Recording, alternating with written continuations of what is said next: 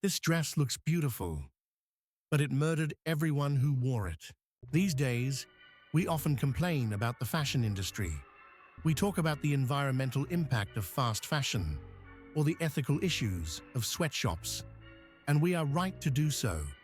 But if we travel back just 150 years to the Victorian era, the victims of fashion weren't just the workers in distant factories.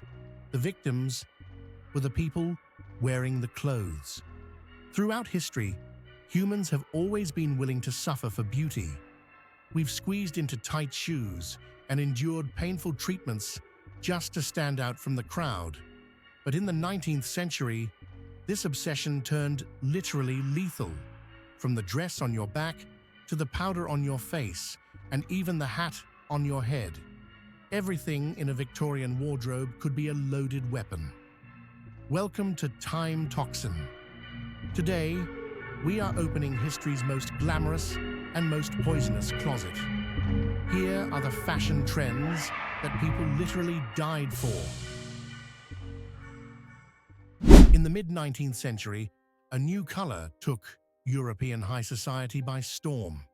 It was called Scheele's green, or sometimes Paris green.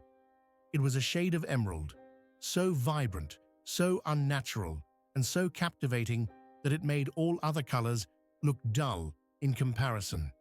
From the royal courts to the local ballrooms, everyone was obsessed.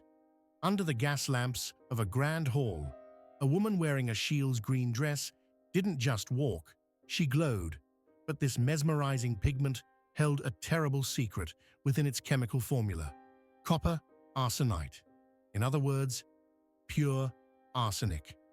To wear these dresses was to wrap your body in poison. And the danger wasn't just skin deep. As a woman danced the night away in a crowded hot ballroom, she would naturally begin to sweat.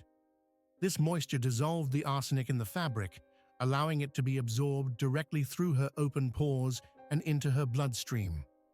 After a night of glory, these women would wake up with blinding headaches, terrible nausea, and weeping sores on their skin.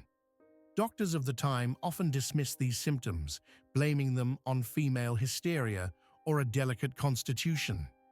No one wanted to believe that their status symbol was slowly killing them. And the horror didn't stop with the wearer. The seamstresses who sewed this fabric and the families who slept in rooms decorated with green arsenic wallpaper breathed in the toxic dust every single day, dying slow, painful deaths for the sake of a trend. We all know the character of the Mad Hatter from Alice in Wonderland, a whimsical, eccentric figure obsessed with tea parties. But have you ever wondered if the idea of a crazy hat maker was just a fairy tale? Unfortunately, it was not.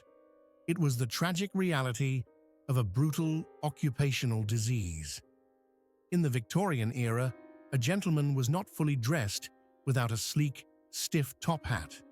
These hats were typically made from beaver or rabbit fur. To turn soft fur into stiff felt, hatters used a chemical process called carroting, named for the orange-colored solution they applied.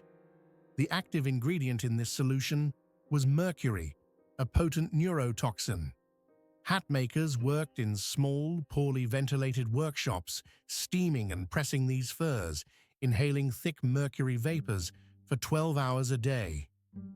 The mercury attacked their central nervous systems with devastating efficiency. It started with a condition known as the hatter's shakes, uncontrollable tremors in the hands and body.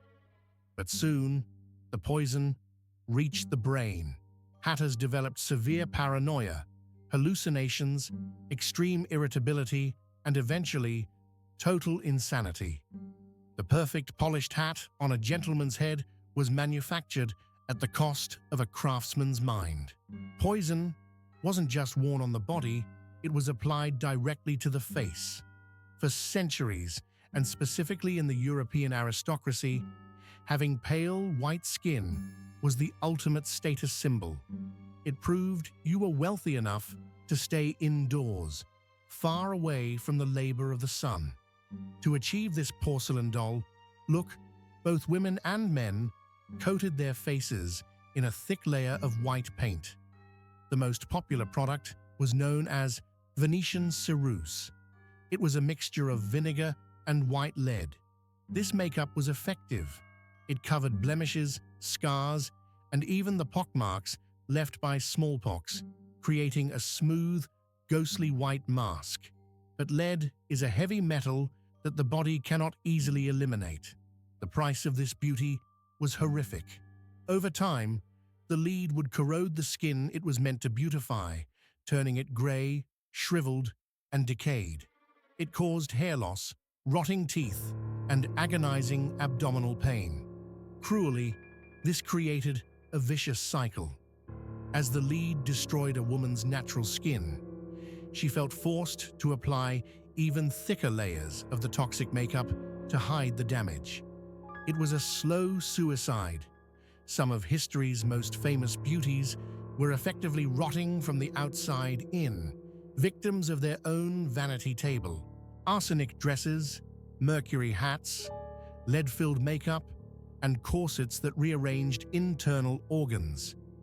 History shows us that there is almost no limit to what humans will endure to fit a definition of beauty. We might look back at the Victorians and call them foolish. But today, we still undergo dangerous surgeries, starve ourselves with extreme diets, and inject toxins into our faces to freeze time. The methods may have changed, but the obsession remains exactly the same. What do you think is the deadly fashion of our modern era? Let us know in the comments below. If you enjoyed this trip into the toxic side of history, make sure to like this video and subscribe to TimeToxin. Stay curious and stay safe. I'll see you in the next dose.